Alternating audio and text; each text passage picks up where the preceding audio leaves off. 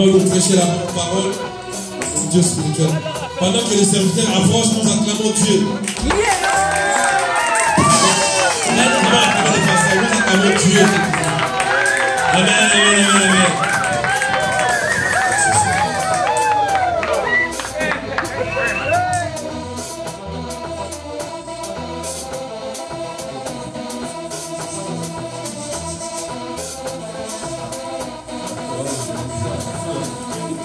Alléluia. Que le nom de Dieu soit béni. Sans plus tarder, nous allons l'opportunité dans la prière. La Bible dit chaque chose à son temps. Toutes les parties du culte sont tellement importantes. La louange, l'adoration, l'intercession, la prédication, tout font un culte. Le moment des offrandes, tout font un culte. Même si tu viens aujourd'hui, nous sommes prêts, Seigneur Jésus. Seigneur, je sais que tu me prendras. Au son de la trompette, Seigneur, nous serons changés à d'autres hommes, à d'autres créatures. Nous revêterons, Seigneur Jésus, le corps incorruptible, Seigneur Jésus. Nous laisserons tomber ce corps et nous prendrons, Seigneur, l'incorruptible, Seigneur. Et nous te verrons tel que tu es, Seigneur. Ma prière ce matin est que tu fasses bien à quelqu'un. Il y a ma soeur qui est présente, il y a mon frère qui est présent. Père, je t'en supplie dans le nom puissant de Jésus. Alors que nous avons quitté nos maisons, nous sommes là pour toi. Seigneur, fais du bien à quelqu'un, Seigneur. Celui qui est venu dans ta présence attendant quelque chose qui ne rentre pas à vie. Parce que tu ne renvoies personne à vie. Ma prière est que celui qui est venu malade dans ces lieux puisse trouver la guérison dans le nom puissant de Jésus-Christ. Celui qui est angoissé, celui qui avait peur, je commande à cet esprit d'angoisse, je commande à ce démon impur de libérer ton âme, de libérer tes pensées. Seigneur, merci. Nous te recommandons ces cultes. Prends-le du début à la fin. Au nom de Jésus-Christ. Parle-nous. Parle-nous, Seigneur. Car ta parole est la vie. L'homme ne vit pas seulement de pain, mais de toutes paroles qui sont de la bouche de Christ. Merci. Merci, Jésus. Sois glorifié. Sois magnifié. Au nom de Jésus, nous te rendons ainsi de l'action de grâce. Au nom de Jésus. Amen. Amen. Que le nom de Dieu soit béni. Est-ce que nous pouvons acclamer le Seigneur? Oh, qui est-ce que nous pouvons acclamer le Seigneur? Oh, qui est-ce que nous pouvons acclamer le Seigneur? Vous avez dit, tu peux m'aider à... Agé chapitre 1er, le verset 5 à 7. Et nous prendrons aussi Jérémie chapitre 6, le verset 16. Je l'ai Agé. La Bible dit ceci. Ainsi parle l'Éternel des armées. Considérez attentivement vos voies. Vous semez beaucoup et vous recueillez peu. Vous mangez et vous n'êtes pas rassasiés. Vous buvez et vous n'êtes pas désaltérés. Vous êtes vêtus et vous n'avez pas chaud. Le salaire de celui qui est à gage tombe dans un sac percé. Ainsi parle l'Éternel des armées. Considérez attentivement vos voies. Nous allons prendre Jérémie chapitre 6, le verset 16. La Bible dit ceci, parle l'Éternel, placez-vous sur les chemins, regardez et demandez quels sont les anciens sentiers, quelle est la bonne voie, marchez-y, et vous trouverez le repos de vos âmes. Mais ils répondent, nous n'y marcherons pas. Dans la version français courant, la Bible dit ceci, voici ce que le Seigneur dit, arrêtez-vous sur la route que vous avez prise et réfléchissez. Renseignez-vous sur le chemin d'autrefois. Cherchez le bon chemin et suivez-le, alors vous trouverez le repos pour vous-même. Ils ont répondu, nous ne le suivons pas. Que Dieu soit béni. Alors, je bénis le Seigneur qui a rendu possible encore ce jour. Toi qui es là, que Dieu te bénisse. Tu as fait violence d'être là, comme a dit notre frère. Il y en a qui ont souhaité être là, vu les fatigues, vu tout ce qu'on a connu dans la semaine. Il y en a qui ne peuvent pas se lever. Il y en a qui sont malades. Il y en a qui sont couchés. Et toi, tu es là. Que le nom de Dieu soit béni. Et ma prière est que ta présence ne soit pas vaine. Alors, le thème que je veux partager avec nous ce matin, voici ce qu'il faut faire pour amener les prières du monde spirituel au monde physique. Voici ce qu'il faut faire pour ramener les prières du monde spirituel au monde physique.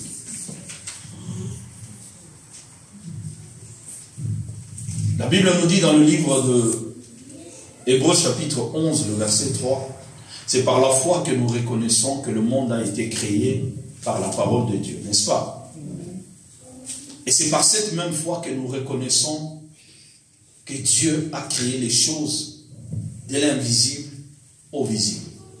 N'est-ce pas? Amen. Je vais dire à l'église, je l'ai toujours dit et je vais le répéter, tout ce que nous voyons dans le physique commence d'abord dans le spirituel, avant de devenir physique. Si quelqu'un veut t'atteindre, il va d'abord commencer par t'atteindre spirituellement pour t'atteindre physiquement. La Bible dit, David en face de Goliath. Goliath regarde David. Au lieu de se battre d'abord avec David, il commence par maudire David au nom de ses dieux. Amen. Au lieu de commencer, parce que deux boxeurs ou deux combattants, deux rivaux qui se mettent sur un ring, sur un terrain, quand ils veulent se battre, ils n'ont pas à s'insulter. Mais la Bible déclare, Goliath vient devant David. Au lieu de commencer le combat, non. Il commence d'abord par maudire David au nom de ses dieux. Si on veut te faire du mal, on commence d'abord par le monde spirituel pour t'atteindre physiquement. Tout commence quelque part. Tout ce que nous voyons ici sur la terre a commencé quelque part. Dieu a dit, créons l'homme à notre image selon notre ressemblance. Dieu a parlé d'abord. Après, pour former l'homme, la Bible dit, Dieu est allé maintenant, il a pris le sable ou la terre. Il a formé l'homme. Mais il a commencé d'abord par le dire spirituellement.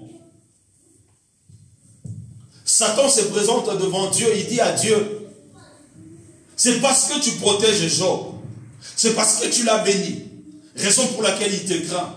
Job ignorant de ce qui se faisait dans le ciel.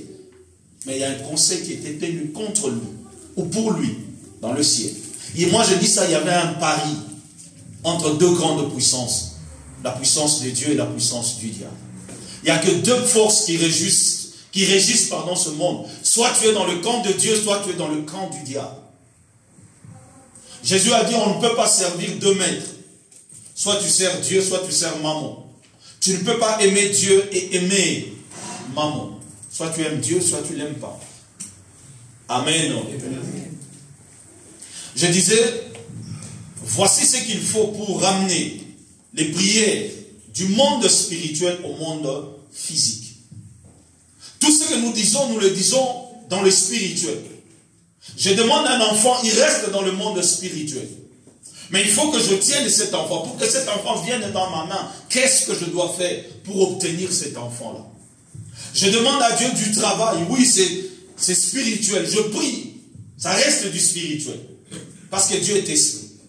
Mais comment maintenant prendre ce travail que je demande à Dieu dans le monde spirituel et le matérialiser qui devienne physique? Alléluia. La personne qui a inventé cette lampe ou cette ampoule, ou je ne sais pas moi comment vous pouvez l'appeler, il a commencé d'abord par réfléchir, avoir une pensée comment faire cela. Et quand il a commencé à réfléchir, après sa réflexion, il a pris cette ampoule, il l'a matérialisée. Mais tout a commencé d'abord dans les spirituels. Alléluia. Amen. Et nous sommes dans un moment important, dans un moment convenable, dans un moment propice pour nous pour ramener les choses qui sont dans les spirituels, le ramener au monde physique. Parce que nous sommes dans une période de jeûne et prière. Alléluia. Amen. Nous sommes dans un moment de jeûne et prière.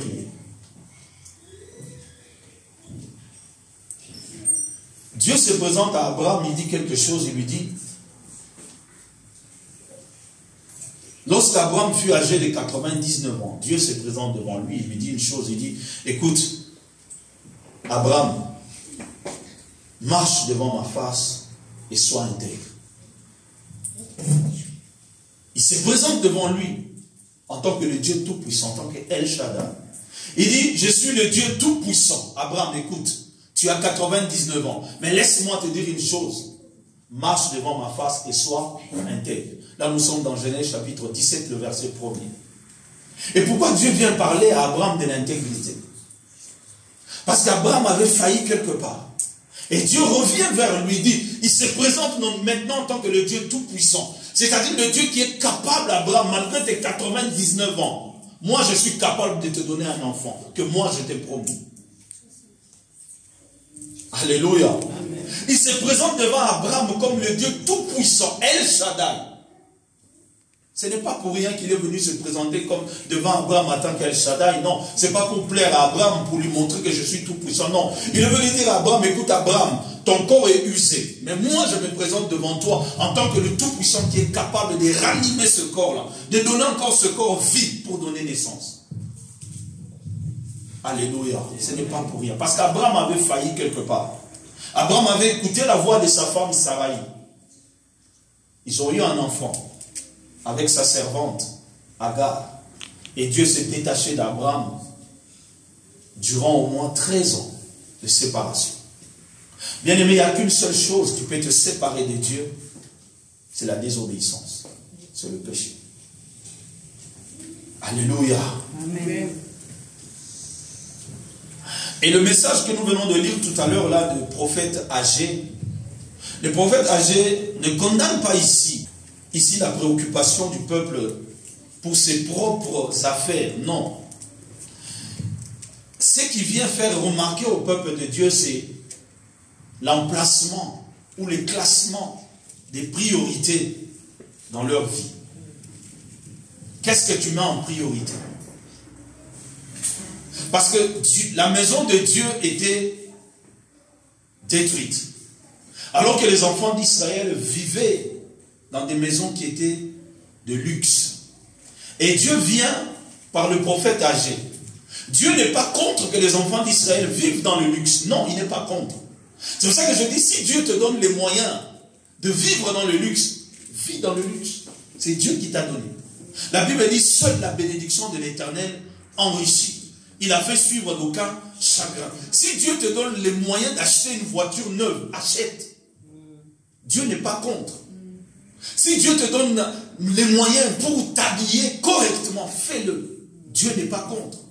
Si Dieu te donne le moyen de te réjouir avec tout ce que tu gagnes comme argent, fais-le, réjouis-toi. Parce que la Bible dit, dans le séjour de mort où tu vas, il n'y a pas tout ceci. Qui est celui qui est béni? Sinon celui que l'Éternel accorde de se réjouir du fruit de ses mains ou de son travail. C'est celui que Dieu a béni. Donc si Dieu te donne les moyens, fais-le. Mais ici le prophète est en train de dire une chose. Alors que la maison de l'Éternel est détruite, alors que la maison de l'Éternel est en ruine, mais vous vivez dans vos luxes. Songez, pensez à rebâtir la maison de l'Éternel. Et mon message n'est pas sur ça aujourd'hui. Alléluia. Mon message est sur ce que la Bible est en train de parler dans le livre de Jérémie chapitre 6. La Bible nous dit, enfin, qu'est-ce que j'allais dire? Pas la Bible, mais moi, j'ai essayé de réfléchir en disant, nous sommes encore au début de l'année 2023. Nous sommes encore au début. On est encore au mois de janvier, n'est-ce pas? Amen. Amen. C'est le moment où nous devons nous asseoir. Regardez ce qui a marché l'année passée, l'année dernière, et ce qui n'a pas marché. Alléluia. Amen. Nous sommes encore au début. Et la Bible nous demande ceci. Arrêtez-vous sur la route que vous avez prise et réfléchissez. C'est-à-dire, l'année dernière, nous avons réalisé des choses. Il y a des choses qui ont marché, il y a des choses qui n'ont pas marché. Il y a des choses qui ont échoué, il y a des choses qui ont réussi. Alléluia. Amen. Un homme réfléchit. Ce que j'aime souvent, j'aime le dire. J'ai remarqué une chose. Vous allez être d'accord avec moi.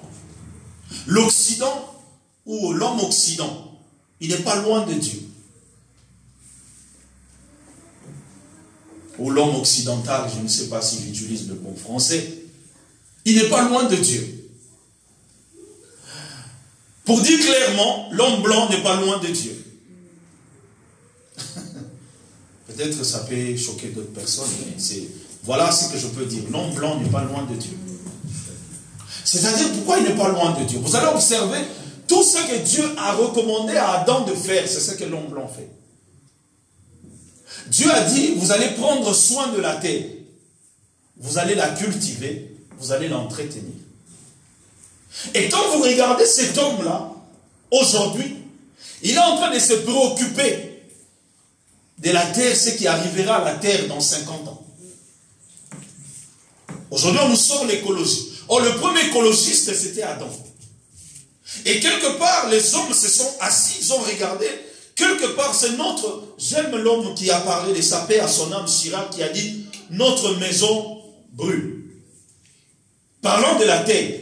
Au lieu de dire que non, ma maison, non, il appelle la terre sa maison, notre maison. Donc, notre maison brûle. Nous n'avons pas un autre endroit où vivre. Il n'y a que sur la terre.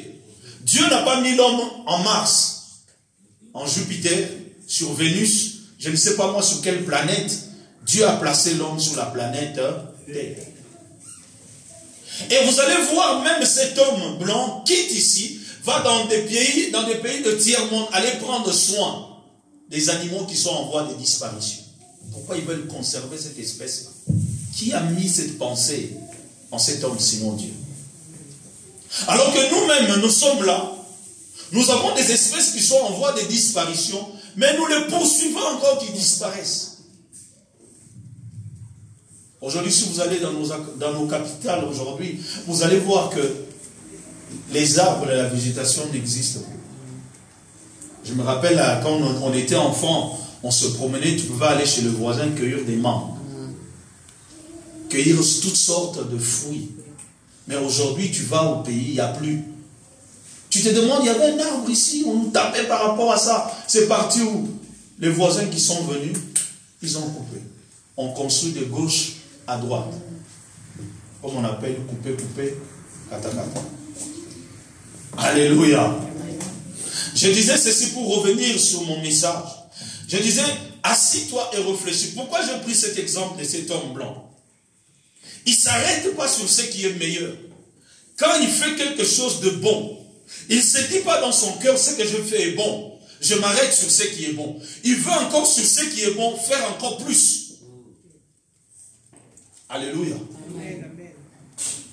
Il a regardé, il a dit, j'ai créé le TGV. La distance qu'il y avait avec le TR, non, je vais rajouter le TGV. Mais le TGV n'est pas suffisant. Là, ils sont en train de réfléchir comment maintenant créer un train qui va faire Paris-New York en 3 heures. Est-ce que ce n'est pas assez de prendre l'avion, d'aller aux États-Unis?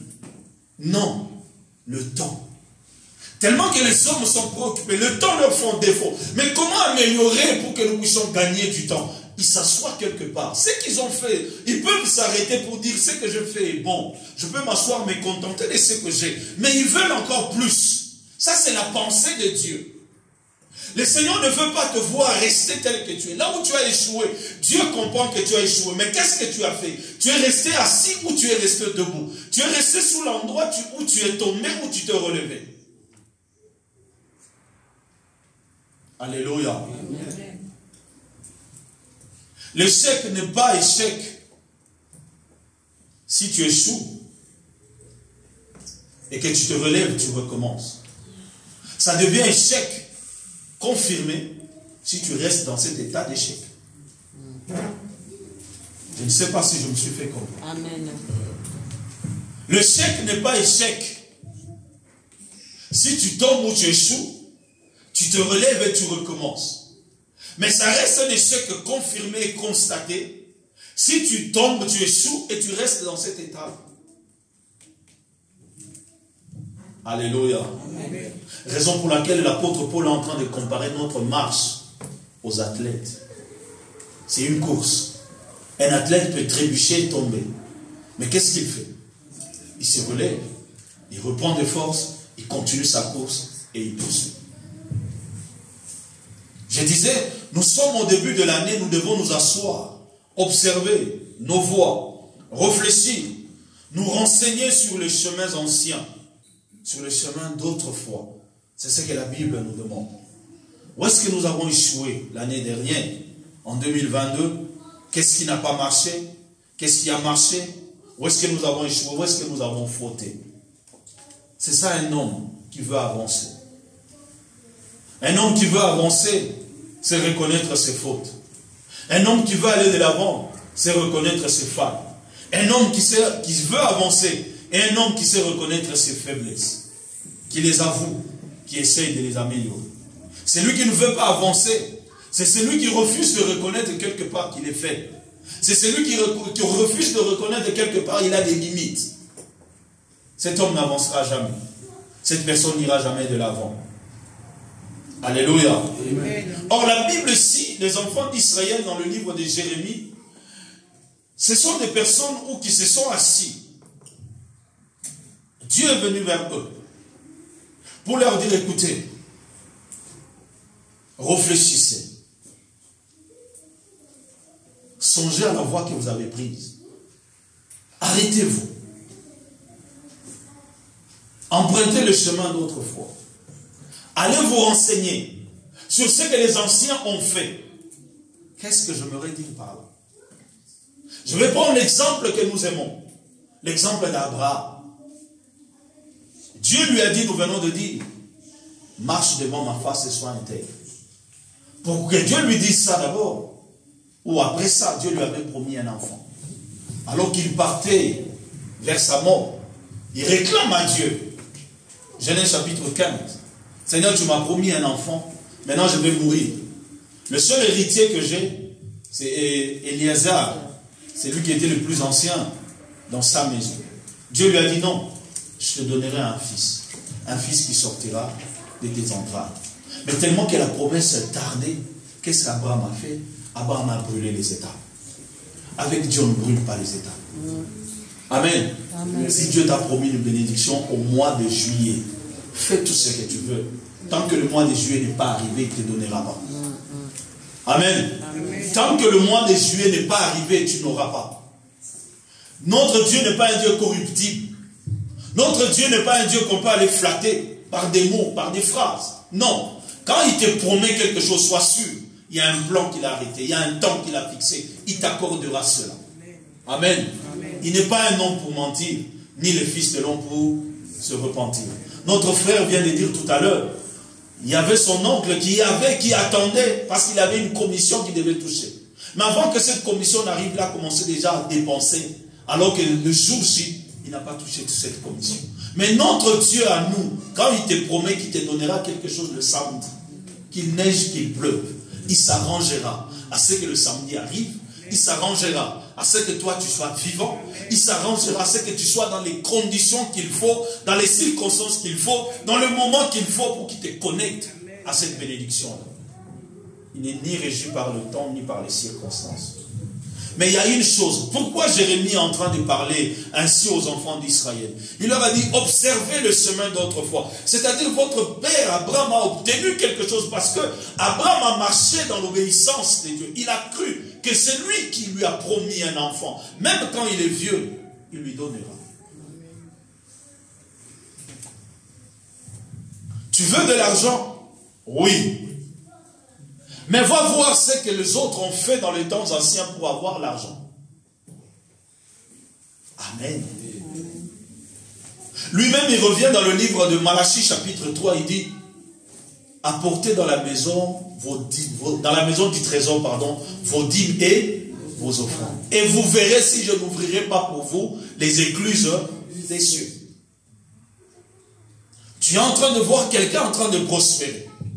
Mais qu'est-ce que cet homme a fait pour prospérer? La Bible dit, assis-toi, regarde. Qu'est-ce qu'il a fait pour prospérer?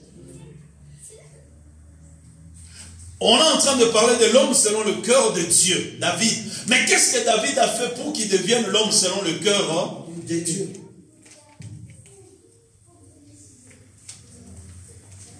Tu aimes parler de Anne. Mais qu'est-ce que Anne a fait? Qu'est-ce que Anne a posé comme acte pour avoir Samuel? C'est ça qu'on nous dit, considérer le chemin d'autrefois. C'est-à-dire, il y a d'autres personnes qui étaient dans la même difficulté que toi. Ils étaient dans la même situation que toi. Ils ont obtenu ce qu'ils ont voulu de la part de Dieu parce qu'ils ont observé certaines conditions. Alléluia. Amen. J'aime quand j'entends nos sœurs en train de prier. Dieu fait comme tu as fait avec Anne. Il y a souvent des cantiques comme ça. Il dit souvent, ça veut dire, fais aussi avec moi comme tu as fait avec Anne. Mais pour que Anne obtienne Samuel, qu'est-ce que Anne a fait? On a dit, arrêtez-vous, observez, réfléchissez. Observez les voies, le chemin, les anciens sentiers. La Bible poursuit, dit, vous retrouverez le repos de vous-même. Pour que Anne trouve le repos, elle a payé un prix. Amen. Alléluia. Amen. Pour que Anne obtienne Samuel, Anne a payé un prix. C'est pour ça que la Bible dit, arrêtez-vous, cherchez le bon chemin. Est-ce que le chemin que toi tu empruntes maintenant t'amènera à voir Samuel? Est-ce que la voie que tu es en train de suivre, est-ce que le chemin dans lequel tu es maintenant t'amènera à voir une bénédiction venant de la part de Dieu? C'est la question que nous devons nous poser. La vie que tu es en train de mener, est-ce que ça t'amènera aussi à obtenir ce qu'Abraham a obtenu?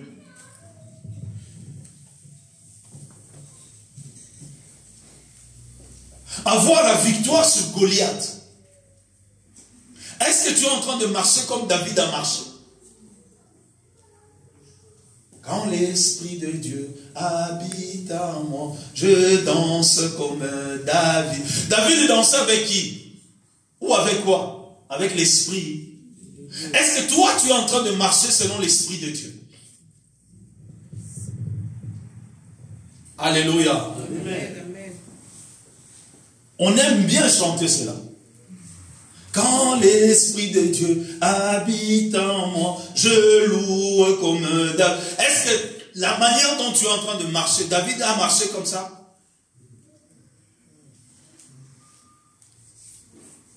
Seigneur, tu as visité Paul et Silas. Alors qu'ils étaient enchaînés, ils étaient en prison. Est-ce que la vie que Paul menait, la vie que Silas menait, c'est la même vie que toi tu mènes?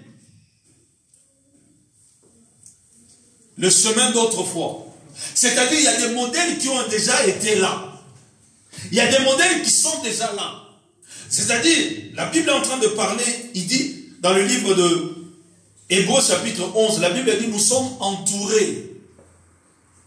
Nous sommes entourés d'un monde. Tout autour de nous, il y a des héros de la foi. On commence à les citer, un par un. Josué a fait ceci. Moïse a fait ceci. Abraham a fait ceci. Sarah a fait ceci. C'est-à-dire dans chaque situation, dans chaque circonstance, dans chaque difficulté, on te sort un héros. Dans la même situation que toi, tu peux pleurer aujourd'hui. Si tu vas dans le livre de Hébreux chapitre 11, on te montre un exemple. C'est-à-dire tu cherches un enfant. Il y a Sarah. Il y a Anne. Alléluia. Tu cherches à marcher dans la justice. Regarde, il y a quelqu'un tel qui a marché dans la justice. Tu cherches, je ne sais pas moi, à marcher dans la richesse, être comme... Écoute, il y a Salomon qui est là, qui était riche, qui était glorieux. Mais qu'est-ce que Salomon a fait pour arriver à avoir cette richesse? Raison pour laquelle Dieu dit, il vient parler aux enfants d'Israël, il dit, la voie que vous êtes en train de suivre maintenant, observez-la, examinez-la. Examine de vous. Est-ce que tu es dans le bon ou tu es dans le mauvais? Église de Dieu, j'insiste. Je viens dire mon thème, c'est que mon thème il est ceci. Voici ce qu'il faut faire pour ramener les prières du monde spirituel au monde physique. C'est-à-dire ces hommes-là que nous sommes en train de parler aujourd'hui, dont nous parlons aujourd'hui, pardon, ce sont des hommes qui avaient des visions, qui avaient des besoins, qui avaient des prières qui ont été dites. Mais ces hommes ont pris ces prières, ils les ont matérialisées. Raison pour laquelle toi aussi tu veux faire comme eux. Raison pour laquelle toi aussi tu veux vivre les mêmes choses que eux. Alléluia. Pour que David devienne roi, David a démontré d'abord qu'il était capable de prendre soin des moutons ou des brebis.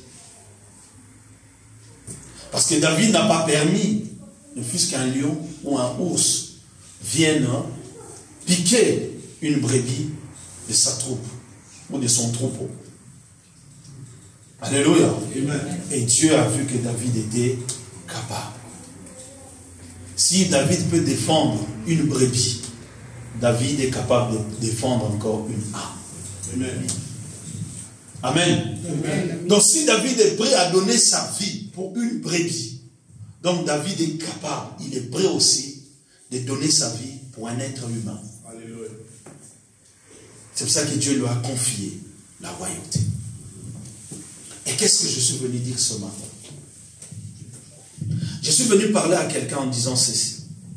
Si nous prenons 1 Corinthiens chapitre 10, le verset 11, la Bible dit ceci: ces choses leur sont arrivées pour servir d'exemple. Elles ont été écrites pour notre instruction, à nous qui sommes parvenus à la fin du siècle. Ces choses leur sont arrivées pour nous servir d'exemple. Elles ont été écrites pour notre instruction. Donc ces choses sont arrivées pour nous instruire, nous. C'est-à-dire ce que les autres ont vécu.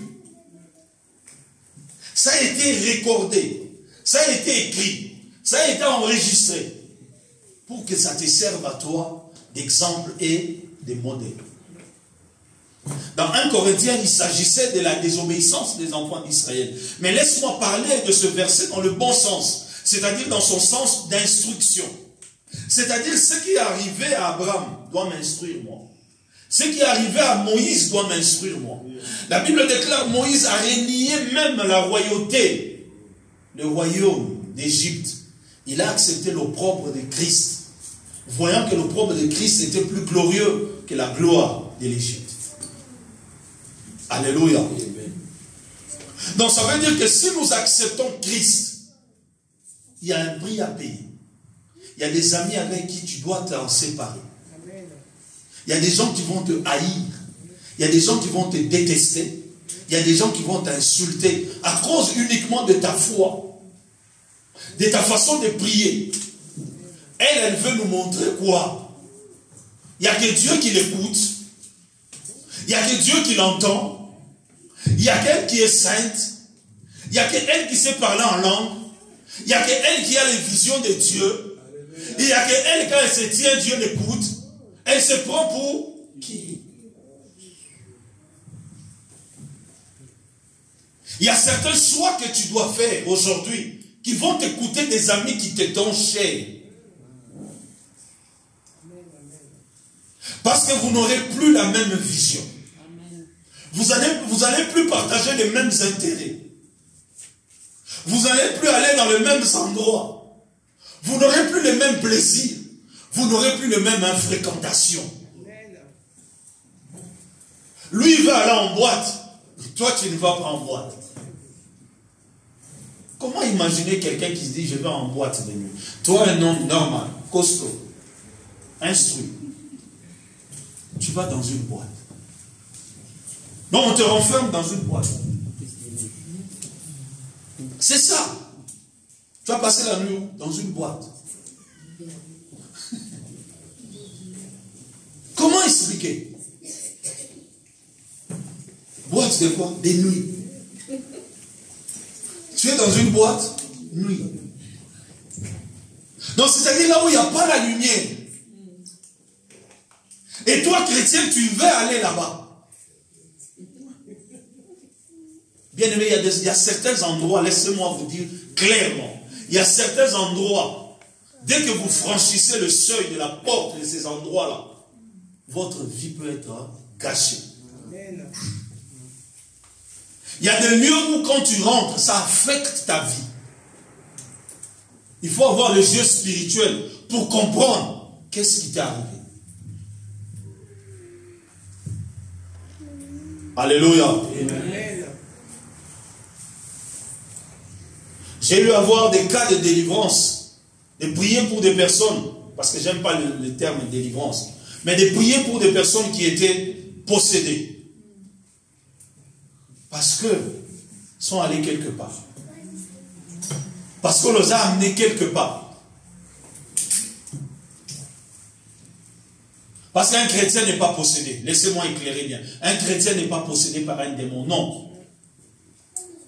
Le chrétien n'est pas possédé par un démon. Le chrétien est possédé par le Saint-Esprit. Mais il nous arrive d'ouvrir des portes où le diable vient, il rentre, il possède ton âme, pas ton esprit, ou tes pensées. Le chrétien n'est pas possédé, Église de Dieu. Écoutez-moi bien, le chrétien n'est pas possédé. La Bible dit ceci, votre corps est le temple du Saint-Esprit. Donc le diable et Dieu ne peuvent pas vivre ensemble. Mais il arrive que tes pensées, tes émotions, ton âme est affectée. Par là où tu es allé, tu as ouvert une porte. Et ça commence à avoir de l'influence sur toi. Et cette influence te réclame de fois à venir refréquenter encore cet endroit-là. Ça t'attire encore.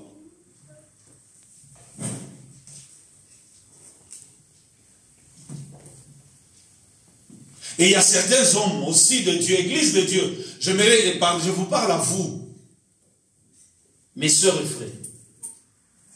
Les gens que Dieu, ou les hommes et les femmes que Dieu a mis sous ma responsabilité. Ne donnez pas votre tête à n'importe qui pour vous imposer les mains. Ne donnez pas vos têtes. Souvent nos sœurs, souvent nos sœurs. Vous allez dans une campagne, dans une croisade, dans une église. Tellement que vous êtes sentimental et sensible. Dès qu'on a fait un appel,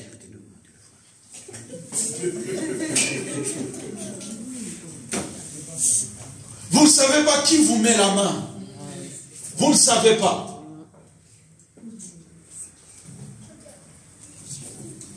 J'ai suivi un témoignage d'une personne qui est en train de dire, depuis le jour où cet homme m'a imposé les mains, j'ai commencé à ressentir des sensations bizarres que je n'avais pas avant.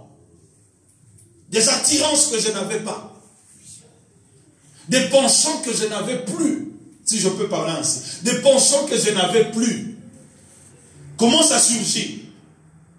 Mais tellement que je ne voulais pas de ces penchants-là. Je suis allé prier. Je suis allé voir mon pasteur. Je prie avec lui. Jusqu'à ce que le Seigneur parle. Que c'était l'homme. Depuis qu'il t'a imposé les mains. Regarde ce qui s'est passé dans ta vie. Il a affecté ton âme. Et il y a des endroits, dès que tu rentres, ça affecte ta vie. Vous pensez que les féticheurs savent comment? Que quand tu accuses ton frère qui t'a volé, c'est pas moi, de l'argent, c'est dans ta pensée. Quand tu arrives, il y a des esprits qui lisent. Dès que tu rentres, c'est Cyril qui a volé. Et tellement dans ta pensée, c'était Cyril. Quand tu arrives là-bas, le féticheur aussi te dit, c'est Cyril. J'avais dit quoi? C'était lui. J'avais dit quoi? C'était lui qui avait volé. L'innocent, il n'a pas volé. Mais tellement que dans ta pensée, tu avais le nom de Cyril, cet esprit aussi, comme tu es venu t'offrir toi-même. La Bible dit, offrez vos corps et vos membres comme un sacrifice vivant, saint et agréable, irrépréhensible. C'est-à-dire, quand tu vas dans cet endroit, toi-même, tu t'offres en sacrifice. Il y a des endroits bien aimés. En tant qu'enfant de Dieu, tu n'as plus le droit d'y aller. Je referme la parenthèse pour dire que il y a des amitiés, il y a la vie que toi tu as choisie qui va t'écouter. Qui va t'écouter des amis, qui va t'écouter des frères, qui va t'écouter des fois tes parents. Ce que toi tu veux, tes parents ne veulent pas de ça. Ce que toi tu aimes, tes parents ne voient pas ça. Pourquoi? Parce que tu as choisi de suivre Jésus. Parce que tu as choisi de marcher dans la sainteté. Tu as choisi de marcher dans la sanctification. C'est pour ça que je dis, ce qui est arrivé à eux doivent nous instruire, nous. Tu t'inspires de la vie de quelqu'un, assis-toi, observe ses voies. Observe comment il a marché. Qui t'inspire dans la Bible? Pierre, Jean, Paul, je ne sais pas qui, Matthieu, Esther, David, Abraham, Salomon, je ne sais pas qui. Qui t'inspire? La Bible dit, assis-toi, observe le voie de Salomon, observe le voie d'Abraham, observe le voie d'Isaac. Comment il a marché avec Dieu, comment il a été obéissant envers Dieu. Observe cela. Raison pour laquelle la Bible dit, regarde, examine cela. Que cela te serve d'instruction, d'enseignement, de leçons à tirer. La Bible finit, nous qui sommes parvenus à la fin de siècle. Donc c'est-à-dire que nous qui sommes arrivés à la fin, l'église de Dieu, nous qui sommes arrivés à la fin de temps, parce qu'après le temps de la grâce, c'est l'enlèvement. Tel que nous sommes là, nous attendons l'enlèvement. Il n'y a plus autre chose. Nous attendons l'enlèvement. Toi qui es parvenu à la fin de temps, la Bible te dit que ces choses te servent d'instruction. Or, la Bible nous dit dans le livre de Deutéronome chapitre 28, le verset 1er au verset 14, parlant de l'obéissance à la voix de l'Éternel et de la mise en pratique de tous ces commandements et de toutes ces bénédictions qui en découlent. Deutéronome chapitre 28, à partir du verset 1er jusqu'au verset 14. La Bible est en train de parler. Moïse arrive à la fin. Il veut maintenant donner les dernières instructions aux enfants d'Israël. Il leur parle en leur disant, vous devez maintenant observer la voie de l'Éternel. Vous devez mettre ces commandements en pratique. Voilà ce qui arrivera quand vous aurez mis en pratique et obéi à la voie de l'Éternel. Moïse commence à citer les bénédictions qui vont accompagner toute personne ou le peuple de Dieu dans le champ, pardon, dans la terre promise où ils vont aller.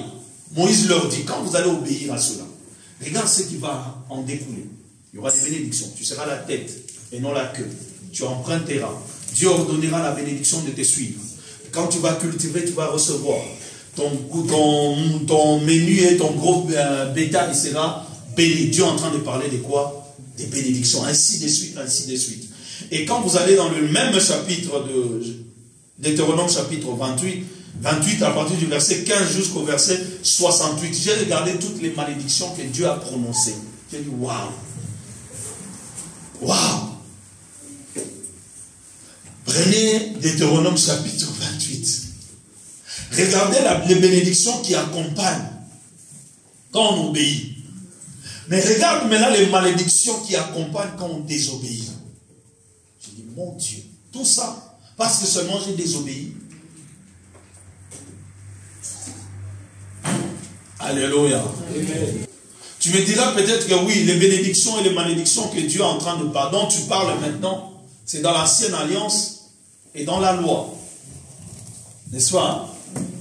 C'est ça que tu vas me dire. Pasteur, nous ne vivons plus sous la loi. Nous vivons sous la grâce. Pasteur, nous ne vivons plus dans l'ancienne alliance, nous sommes dans la nouvelle alliance. Ça, j'entends ça beaucoup. Pasteur, tu nous ramènes dans l'ancienne alliance. Nous sommes dans la nouvelle alliance. Tu nous ramènes dans la loi, alors que Christ est venu accomplir la loi. Mais qu'est-ce que nous dit la nouvelle alliance? Alléluia. Prenons rapidement Romains chapitre 5, à partir du verset 18. La Bible dit ceci. Ainsi donc, comme par une seule offense, la condamnation a atteint tous les hommes, de même par un seul acte de justice, la justification qui donne la vie s'étend à tous les hommes.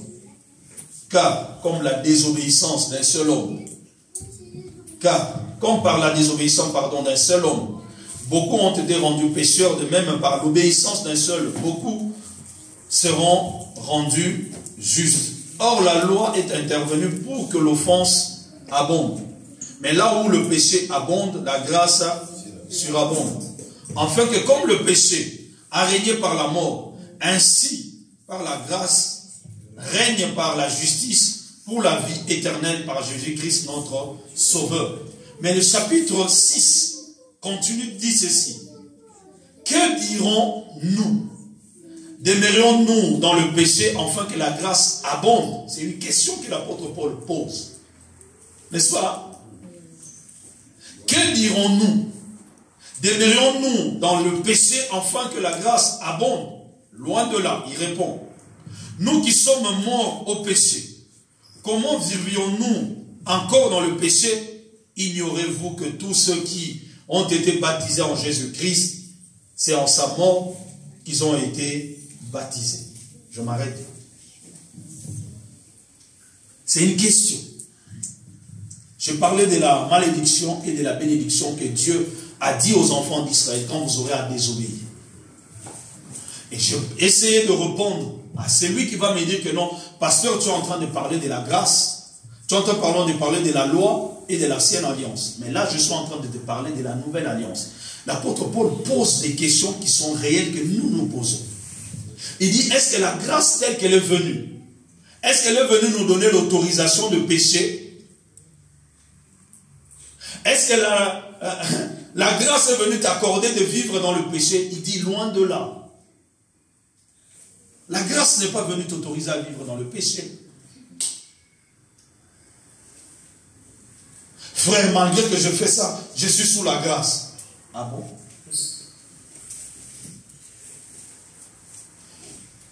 Le message que tu nous apportes, c'est le message de condamnation. Ah bon?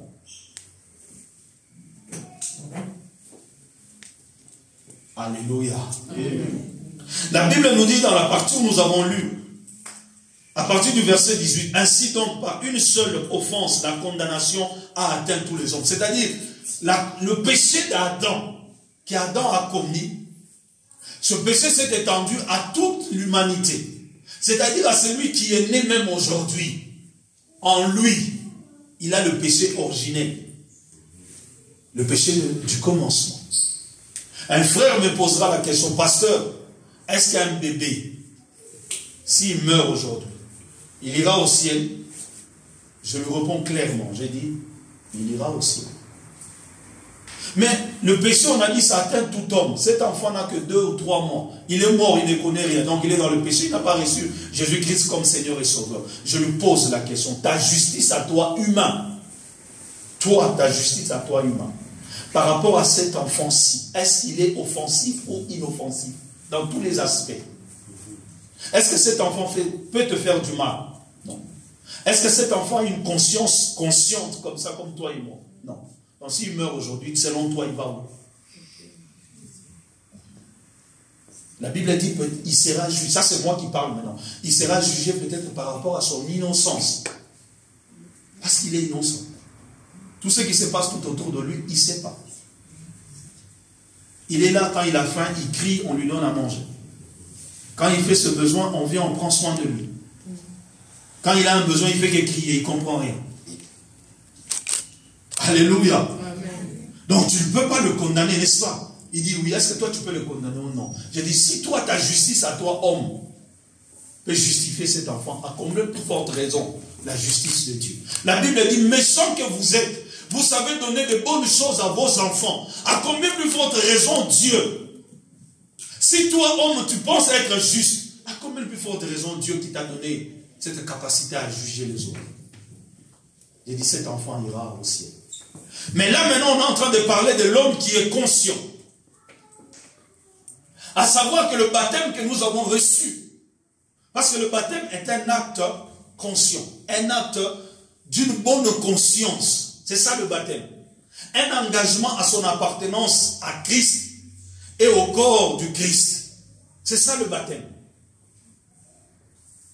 Si vous avez oublié la définition du baptême, laisse-moi te définir la définition du baptême. Le baptême est un acte solennel, conscient.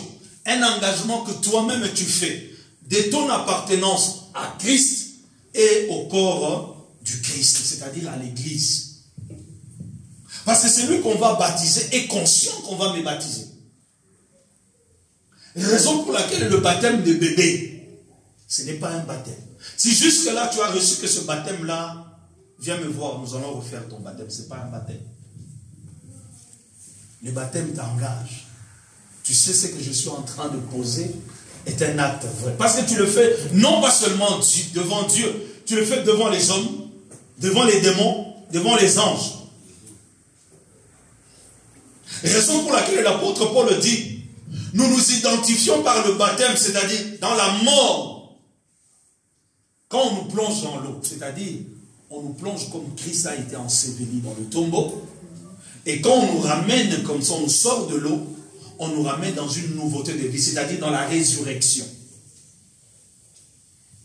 Or, un enfant ne sait pas qu'il est en train de mourir.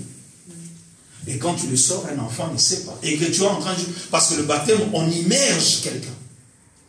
On te plonge complètement dans l'eau. Et quand tu ressors, c'est-à-dire que tu meurs avec Christ, c'est-à-dire que ton vieil homme est en train d'être détruit dans le baptême. Et quand tu reviens à la vie, c'est-à-dire quand on te sort de l'eau, c'est-à-dire que tu reviens à la vie. Tu ressuscites avec Christ. C'est ça le baptême.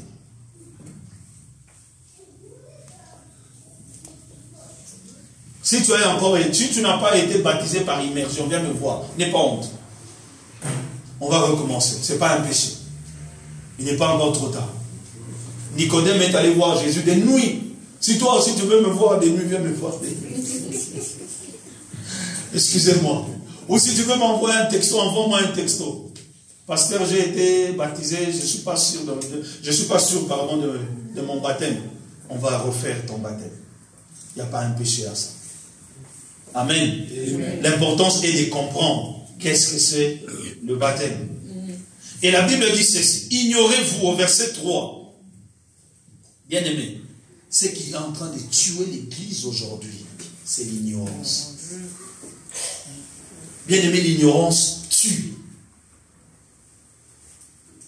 Je le dis souvent à ma honte, à moi-même. Je le dis souvent à ma honte, à moi-même. Quand je vais parler comme ça, mes enfants savent de quelle honte je vais parler. L'informatique, les basiques. Les basiques de l'informatique. Tout ça là. Pour moi, c'est comme c'est comme la mathématique. Le seul point fort où je suis un peu fort, c'est seulement le téléphone. Mais quand tu me sors un PC, un ordinateur, je peux l'allumer. Ouvrir le fenêtre de gauche à droite, je suis limité. Envoyer un mail, oui, j'arrive. Mais si tu m'amènes plus loin, je m'arrête. Or, je suis dans un monde où je peux apprendre encore beaucoup. Perfectionner ma connaissance avec l'informatique. Mais aujourd'hui, l'Église, nous avons tous les outils. Nous avons la Bible dans le téléphone. Nous avons la Bible dans nos tablettes.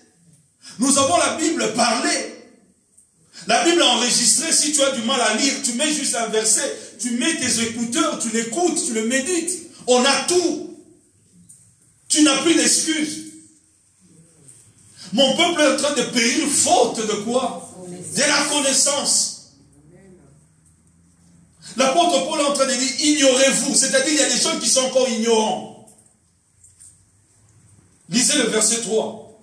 Ignorez-vous que tous ceux qui ont été baptisés en Christ, c'est en sa mort que nous avons été baptisés. Il y a des gens qui ignorent qu'ils ont été baptisés avec Christ, qui sont morts avec Christ, qui sont revenus à la vie avec Christ. Raison pour laquelle jusqu'à aujourd'hui tu crois que tu es envoûté. Raison pour laquelle jusqu'à aujourd'hui tu crois que tu es possédé. Parce que tu ignores. Un chrétien n'est pas possédé, je le répète. Un démon ne peut pas vivre en toi. Tu es le temple du Saint-Esprit. Tu es la maison de Dieu. Dieu a mis ton esprit en lui, en toi. C'est son esprit qui dit à ton esprit que tu es fils et fille de Dieu. Mais comment jusqu'à aujourd'hui tu crois que tu es possédé? Comment jusqu'à aujourd'hui tu as peur des démons? Le message de délivrance, j'ai le ministère de la délivrance, ça n'existe pas. Bibliquement, ça n'existe pas. Dans la Bible, il n'y a que 5 ministères. Il n'y a pas le ministère de la délivrance. Montrez-moi. Le ministère de la délivrance, elle est où? Où il est où? L'Église de Dieu, arrêtons. À un moment donné, nous les pasteurs, nous les prophètes, disons la vérité au peuple de Dieu. Nous avons pris le peuple de Dieu captif par des messages de peur. Voilà, le message de peur. Nous n'avons pas reçu un esprit de timidité. Amen. Nous avons reçu un esprit de force. Amen. Tu vas me dire, mais pasteur, comment il arrive qu'un chrétien, mais oui, le chrétien doit être combattu par qui? Par le diable. Le jour que tu as reçu le Seigneur Jésus-Christ comme Seigneur et Sauveur, tu as signé le combat perpétuel jusqu'à ce que le Christ reviendra. Amen, amen. Celui qui veut vivre pieusement sa vie sur la terre sera persécuté. C'est la Bible qui le dit. Amen. Si tu veux mener une vie pieuse ici sur cette terre, tu seras persécuté. Je t'ai dit tout à l'heure, Église de Dieu, si tu choisis de mener une certaine vie, il y a d'autres personnes qui vont te détester. Ils vont te détester pourquoi? Parce qu'en eux, vous n'avez pas le même esprit. Ce qui est en toi n'est pas en eux. Jésus a dit, comme ils vous ont haï, comme ils m'ont haï moi, ils vous haïront aussi. Jésus l'a dit. Comment tu veux que tout le monde puisse t'aimer? Comment tu veux que tout le monde puisse t'acclamer? Si ton maître, ton sauveur, on l'a haï, mais tu veux qu'on t'aime, pourquoi? Parce que vous n'êtes plus du monde. Jésus en priant, il dit, Père, je ne prie pas pour que tu le ôtes du monde, non. Je le prie pour que tu le préserves en moi. Un en moi, moi en toi, afin que le monde sache que nous sommes en un. C'est Jésus qui est en train de faire cette prière sacerdotale. Le grand souverain est en train de parler. Le plus grand des souverains sacrificateurs. Il est en train de prier. Il est en train de parler à Dieu. Il n'y a aucune prière dans la Bible qui est comme la prière de Jésus. Et cette prière agit jusqu'aujourd'hui. Quoi que Jésus soit parti, cette prière agit jusqu'aujourd'hui. Comment tu continues à croire que tu es possédé par les liens de ta famille? Ce sont les liens, les démons de ma famille qui me poursuivent. Mais oui, tu es en train de vivre ça dans ta tête et tu vas vivre cela.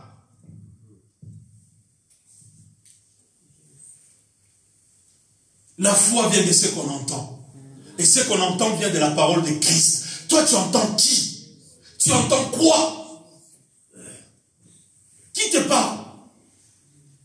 C'est lui qui parle du ministère de la délivrance. Qui vient me démontrer que dans la Bible, il y a le ministère de la délivrance? Qui vient, moi et lui, nous allons ouvrir la Bible. Avec ma petite connaissance, il va voir qu'il n'y a pas le ministère de la délivrance. Il y a des hommes qui se présentent, je le ministère de la délivrance. Quel ministère de la délivrance? Qui? À l'église de Dieu, faire le ministère de la délivrance. Mais on va où là? La délivrance est réservée à ceux qui n'ont pas encore reçu Christ comme Seigneur et Sauveur. Quelqu'un peut me prendre Actes des Apôtres chapitre 10. Lisez-moi le verset 38. S'il vous plaît. L'apôtre Paul est en train de parler. Ignorez-vous. L'ignorance est en train de tuer l'église aujourd'hui. Actes des Apôtres chapitre 10, le verset 38.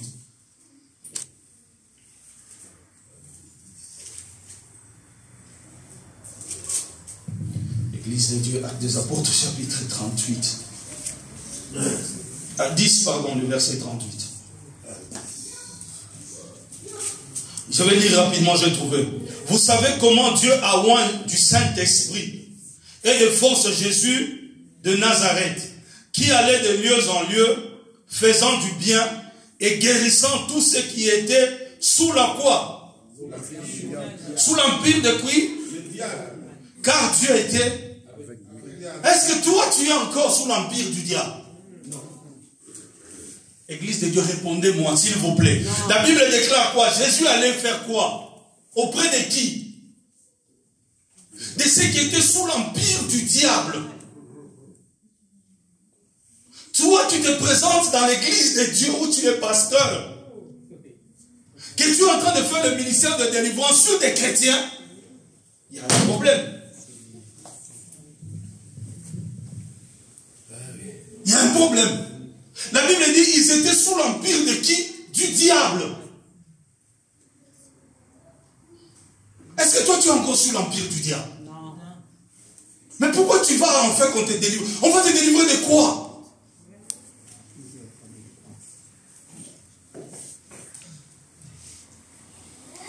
Soit tu comprends la Bible ou tu ne comprends pas. Soit tu comprends le français ou tu ne comprends pas. Soit tu comprends ce que tu crois ou tu ne comprends pas ce que tu crois. C'est pour ça que l'apôtre Paul a dit, ignorez-vous.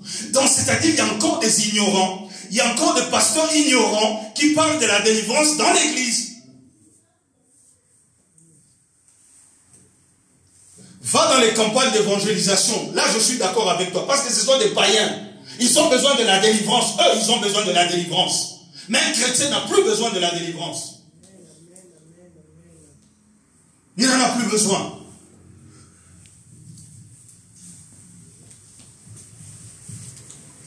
Si tu es sous l'empire du diable, d'accord. Viens, nous allons recommencer ta reconversion. Tu vas te repentir. Tu vas recevoir le Seigneur Jésus-Christ comme Seigneur et Sauveur. Nous allons passer aux eaux de baptême. Tout ça là, oui. Si comme ça, tu vas être délivré. Mais si tu me dis que je suis chrétien, ça fait longtemps que moi j'ai reçu le Seigneur Jésus-Christ comme Seigneur et Sauveur. Tu penses que c'est un grade. Mais jusqu'à présent, tu continues à croire que tu es possédé. J'ai entendu une soeur qui me dit, pasteur, écoutez, ce sont les démons de ma famille qui sont en train de me poursuivre. De me poursuivre. J'ai dit, dans votre famille, vous avez des démons?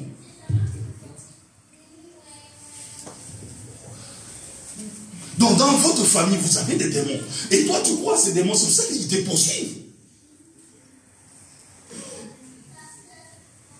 Ce que je crains, c'est ce qui m'arrive. Ce que je redoute, c'est ce qui m'arrive. Bien-aimés enfants de Dieu, sortons de l'ignorance. Sortons de l'ignorance. L'ignorance est en train de tuer l'église de Dieu. Et il y a beaucoup. Et aujourd'hui, l'église sont remplies des ignorants. Et les hommes de Dieu que l'apôtre Paul est en train de dire, nous ne falsifions pas la parole de Dieu. Eux, ils sont en train de falsifier la parole de Dieu pour leur propre ventre. Mais leur fin sera exposée s'ils ne se repentent pas. On ne se moque pas de Dieu. Ils sont en train de se moquer des hommes et des femmes que Dieu a payé un prix pour eux, pour les plonger dans l'ignorance et dans la peur.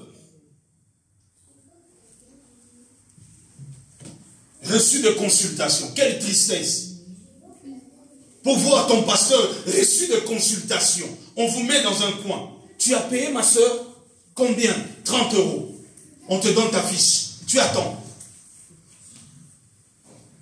Tu attends. Consultation. Chez le pasteur. Chez le prophète. Ça vient d'où tout ça?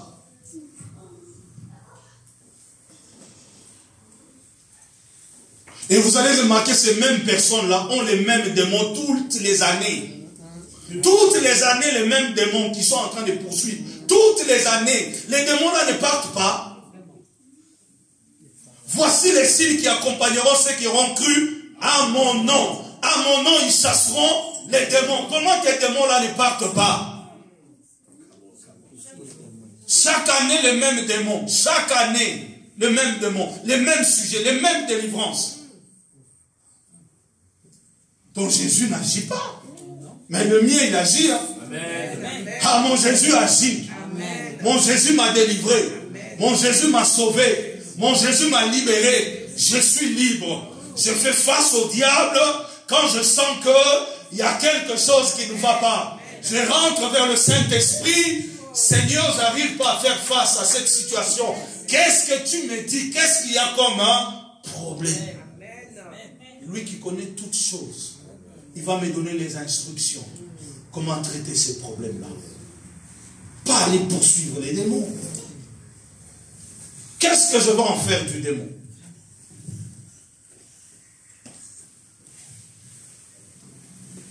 Alors que j'étais en train de partager hier avec ma femme, je lui dis, écoute, j'étais endormi, pas vraiment endormi, mais j'étais à côté d'elle comme elle ne se sentait pas bien. J'entends une conversation. Juste la fin, on me dit, le système que le pasteur Jean-Paul a mis en place pour la protection de sa famille, est-ce qu'on va y arriver? Je me réveille comme ça. J'ai trouvé ça normal. Je suis allé, j'ai commencé à réciter les psaumes 91. C'est lui qui habite sous l'abri de l'Éternel. Demain, j'ai commencé à réciter. J'ai cité les noms de tous mes enfants. Et quand je viens partager avec elle, elle me dit, papa, tu es allé trop loin. C'est-à-dire les gens ont essayé de nous attaquer. Ils ont compris que tu as mis un système de sécurité qui n'ont pas pu franchir, raison pour laquelle tu les as entendus. C'est elle qui m'a révélé cela. Je dis, ah bon, moi je suis allé plus loin. Elle dit non, ils sont venus nous attaquer. Mais le système de sécurité que toi tu as mis en place, ils n'ont pas pu. J'ai dit, ils ont touché seulement ton corps, mais pas ton esprit. Elle est à la maison, son corps est touché, mais pas son esprit. Et Simbiti. Bien-aimé, reste assis en Christ. Pose tes deux pieds en Christ. Crois ce que Jésus a fait à la croix. La Bible nous dit ceci, en tant que chrétiens, nous ne devons pas ignorer, mais savoir. C'est-à-dire connaître les faits de notre union et de notre identification avec Christ dans sa mort et dans sa résurrection. Quelle est ton identification? On t'identifie comment? Ton identité c'est quoi? Quand on te demande, monsieur, la pièce d'identité, c'est-à-dire, on a tous les éléments de toi. Ton nom, ta date de naissance, ton origine, ta taille, ta couleur, tes yeux. Ton identification en Christ, hein, c'est quoi? Donne-moi ton identité en Christ. Ton union avec Christ, ton identification en Christ, ton identité. Quand on te demande, monsieur, quand on parle, je suis sorti, je n'ai pas amené mes pièces d'identité, s'il y a un contrôle, n'est-ce pas, hein? Mais si tu es sûr d'avoir tes papiers à toi, même si tu les as oubliés, quand les policiers vont t'arrêter, messieurs, j'ai oublié mes papiers, donnez-nous votre nom. Quand ils vont juste taper, Milanda. Oh, ok, vous habitez, nanani, nanana, ok. Messieurs, bonne route. S'il y a une amende, on te donne juste l'amende parce que tu as oublié. Mais tu n'es pas arrêté, parce qu'on te connaît. Dans le ciel aussi, c'est pareil. Quand je me présente devant les démons, ils me regardent. Lui, on connaît. Jésus, on connaît. Mais vous êtes qui? C'est simple. C'est simple, Église de Dieu. Ton identification en Christ, c'est quoi? Vous allez me dire que, pasteur, tu ne pries pas contre les démons. Depuis ce mois a commencé, Dieu m'a donné ce que je dois prier contre les démons. Je sais. Ce n'est pas les démons de ma famille. Ce n'est pas ça. Ce n'est pas ça. Les prières que je suis en train de faire contre ces gens-là, ce n'est pas contre ma réussite, on m'a bloqué, on m'a fait... Non. C'est contre d'autres choses que je garde encore pour moi, avec le Seigneur. Ne passe plus ton temps à chercher les démons. Passe ton temps à prier, à glorifier Dieu. Tu as une identité en Christ, bien-aimé. Je vais le répéter, tu as une identité en Christ.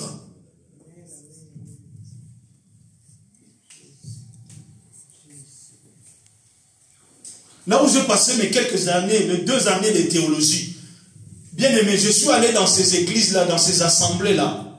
Il n'y a que, si je peux parler, je me permets encore, il n'y a que des blancs. Est-ce que là-bas, je n'ai jamais entendu parler des démons? Je n'ai pas entendu. Je n'ai pas entendu parler des esprits, je n'ai pas entendu.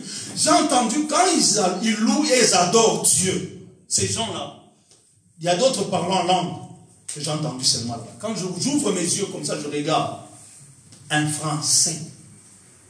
Il parle français.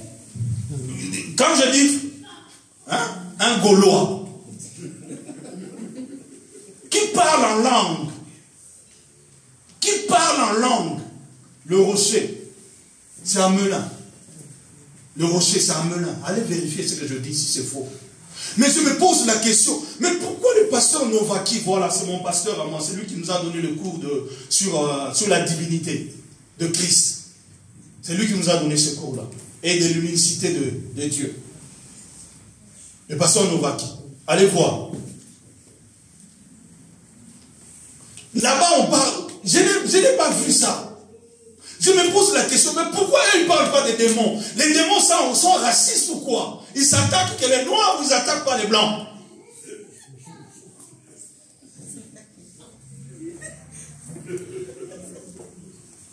Mais des chrétiens, leurs assemblées ici en France, c'est partout. Ils sont en Martinique. On a combien de départements ici? Combien de départements? Ça doit être 36. 36, hein? Dans tous les départements de la France, ils ont des églises et des assemblées. Ils n'ont pas ce temps-là.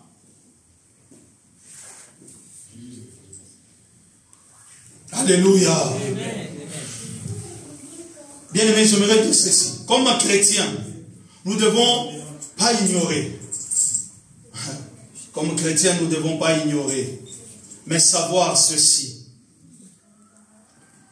Comme je l'ai dit, comme chrétien, nous ne devons pas ignorer, mais savoir, c'est-à-dire connaître le fait de notre union et de notre identification avec Christ dans sa mort et dans sa résurrection. Deuxièmement, ce que nous devons connaître. En tant que chrétien, nous devons regarder, c'est-à-dire reconnaître ces faits comme vrais à notre égard. C'est-à-dire les faits de quoi? Les faits de la grâce. Parce que là, nous sommes en train de parler de la grâce. Je ne vous ai pas perdu. Nous sommes en train de parler de la grâce, les bienfaits de la grâce. Ce que la grâce a apporté dans nos vies. Deuxièmement, nous devons regarder, c'est-à-dire reconnaître ces bienfaits comme vrais à notre égard. C'est-à-dire Dieu nous a rachetés, Dieu nous a sauvés, Dieu nous a bénis, Dieu nous a justifiés, Dieu nous a lavé de toute malédiction. Il nous a délivrés de toute malédiction. Nous devons accepter ces choses. Si tu acceptes cela, cela aussi va arriver. Jésus, quand il faisait du bien à quelqu'un, il te disait, rentre en paix, qu'il te soit fait selon ta foi. Ta foi t'a sauvé. Il disait ça. Femme, va en paix. Ta foi t'a sauvé. Ta foi quoi? Crois. Ta foi, elle croit à quoi? Troisièmement, en tant que chrétiens, nous devons nous donner. Nous devons à nous donner. C'est-à-dire à Christ. À nous livrer. À nous offrir. Une fois pour toutes à Dieu, comme étant vivants de mort, que nous étions, pour devenir sa possession et nous mettre à sa disposition. C'est-à-dire, je me place, je m'offre à Dieu. Je m'offre à Dieu, je me donne à Dieu. Maintenant, je me dispose, c'est-à-dire, je deviens une possession à la disposition de Dieu. C'est-à-dire, je ne suis plus mes voix à moi. Je ne suis plus mes pensées, mes penchants. Je ne suis plus. C'est-à-dire, je me donne à Dieu. Si tu as ta voiture à toi, c'est toi-même qui la conduis où tu veux. N'est-ce pas? Si tu prends ta voiture, tu vas la cogner contre un arbre. La voiture ne va pas refuser. Elle va aller se cogner contre un arbre. C'est-à-dire, tu es la possession de Dieu. Dieu t'amène où il veut. Va ici, va là-bas. Ne va pas ici, ne va pas là. En tant que chrétien, offre-toi à Dieu. Le problème à nous, c'est que nous ne nous sommes pas encore offerts à Dieu. Les domaines dont tu as peur des démons, tu ne l'as pas encore offert à Dieu.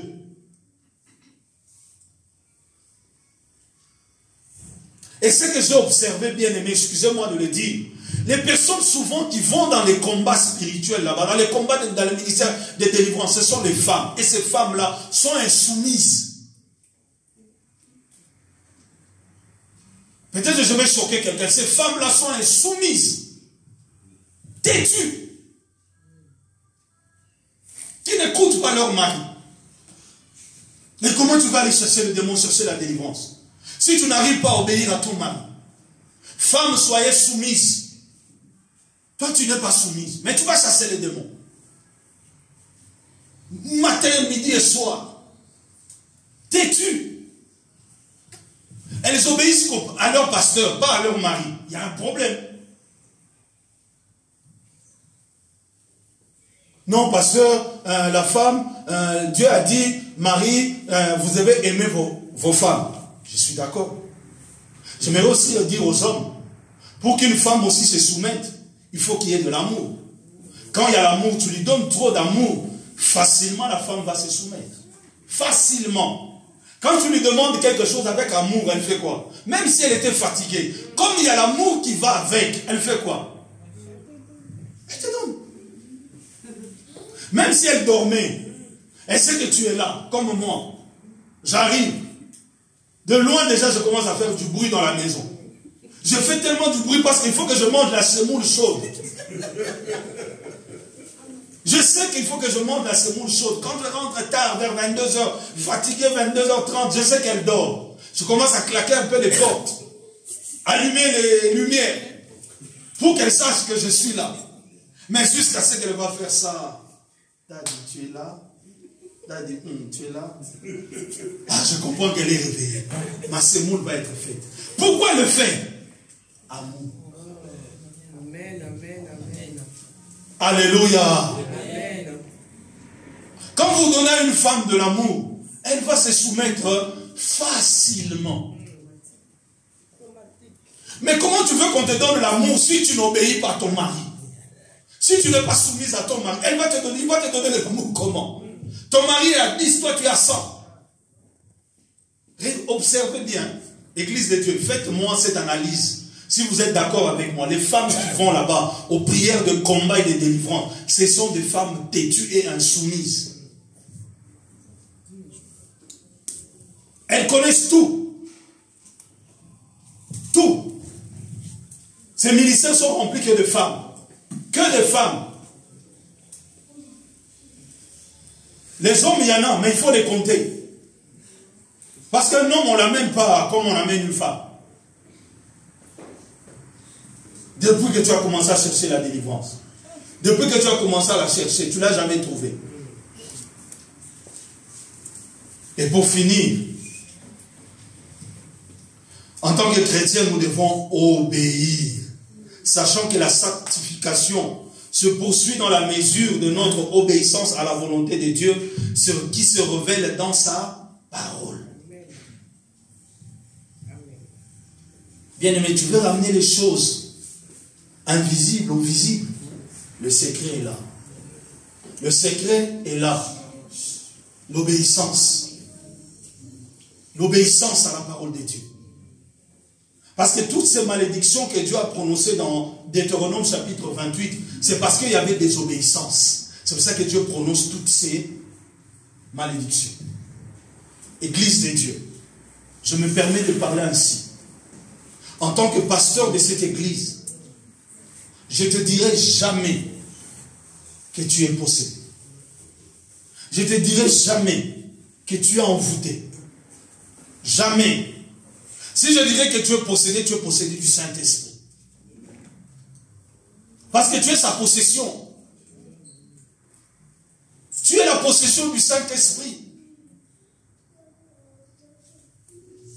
Mais tu veux que qui d'autre? Ah, l'Église de Dieu. Le temps est parti, il y a déjà mon frère qui me fait signe. Que Dieu nous fasse grâce. Que Dieu nous fasse grâce. Que je puisse parler vraiment un jour sur le ministère de la délivrance. Dans la Bible, ça n'existe pas. Nous avons quoi? Nous avons quel ministère? Nous avons 5. Nous avons qui? L'évangéliste. Nous avons qui? Le pasteur. Nous avons qui? L'enseignant. Nous avons qui? Le docteur. Nous avons qui? Le prophète. N'est-ce pas? 5. Ajoutez-moi le ministère de délivrance. Il est où? Ça, ce sont les hommes qui l'ont inventé. Ce sont les hommes qui l'ont fait. J'ai le ministère de la délivrance. Avec des vocabulaires. Dieu m'a envoyé, il m'a appelé en tant que ministre de la délivrance. Et j'ai remarqué dans l'église que je suis amené à ramener les chrétiens à leur liberté. Tu parles des chrétiens à les ramener dans la liberté. Est-ce qu'un chrétien est lié? Est-ce qu'un chrétien est enfermé? Non. Un chrétien est libre. Amen, amen, amen. Si le Fils vous a franchi, vous serez réellement Libre, amen, amen, amen, amen. Papa, permets-moi de terminer ça, s'il te plaît. C'est un passage que nous allons lire. Je ne vais pas l'expliquer. Nous sommes dans un moment de jeûne et prière. Mais lisons ce que le jeûne nous demande. Je sais que nous connaissons ce chapitre. Ésaïe 58. J'aimerais que nous puissions lire ensemble. Ésaïe 58. C'est là que je veux finir. Ésaïe 58. Même dans ta Bible, on a écrit le vrai jeûne. Lui, c'est bon. Non, 58, tous les versets. On a écrit quoi? Le vrai, jeûne. Crie à plein gosier. Ne te retiens pas. Élève ta voix comme une trompette. Et annonce à mon peuple ses iniquités. À la maison de Jacob ses péchés.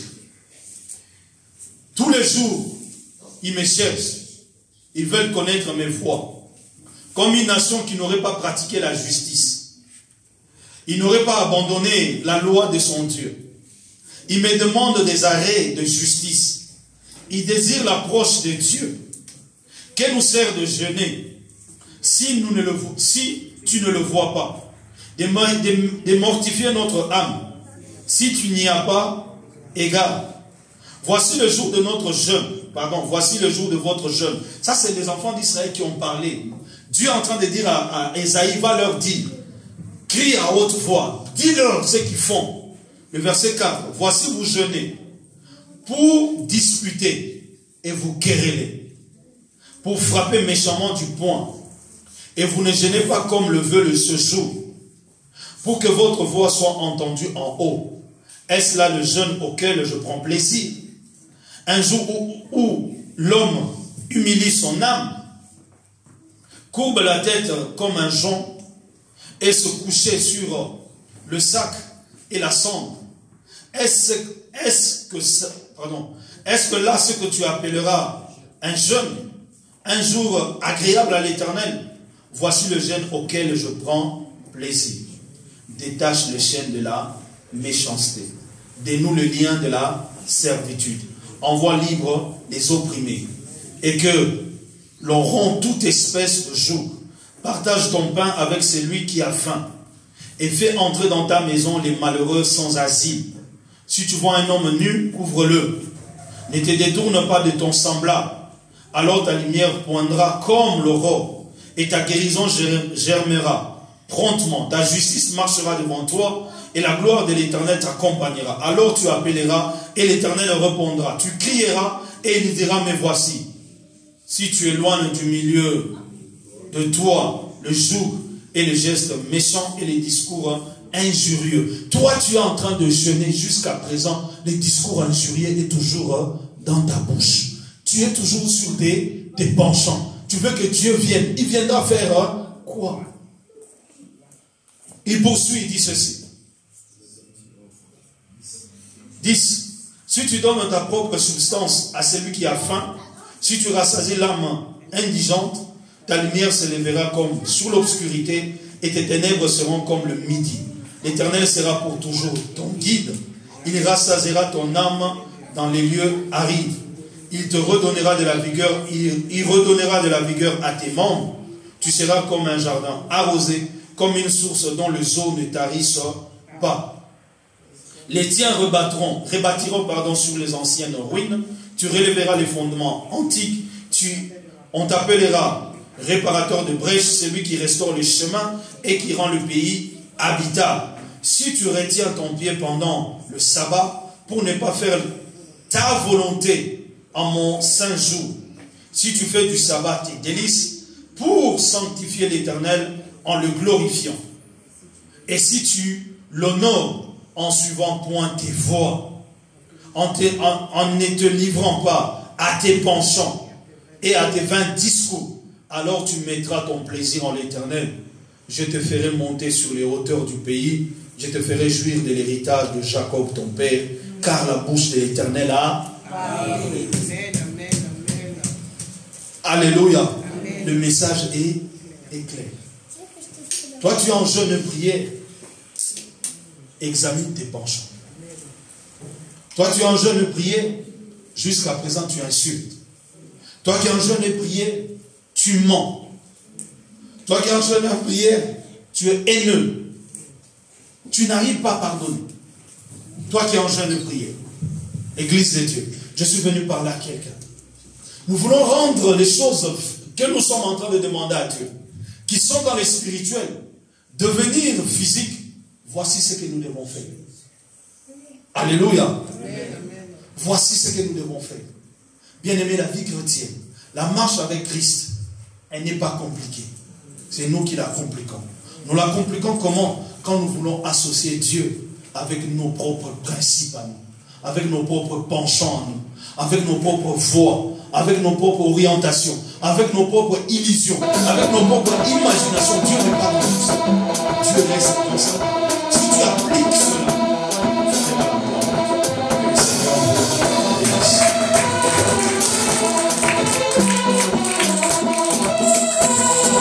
Amen. Est-ce que nous pouvons acclamer Dieu? Nous acclamons Dieu, nous acclamons sa parole. Amen. Vous avez écouté la parole de Dieu. Il nous a richement bénis par sa parole. Et cette année, il est nécessaire de nous rappelle la promesse.